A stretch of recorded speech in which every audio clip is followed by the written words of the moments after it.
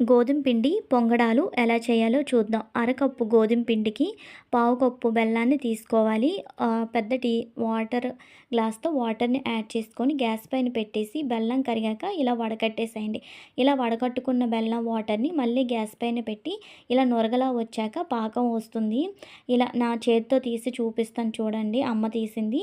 ఇలా పాకం వచ్చాక మనం ముందుగా తీసుకున్న అరకప్పు అంటే అర కేజీ గోధుమ పిండిని ఇందులో యాడ్ చేసుకోవాలి పాకంలో.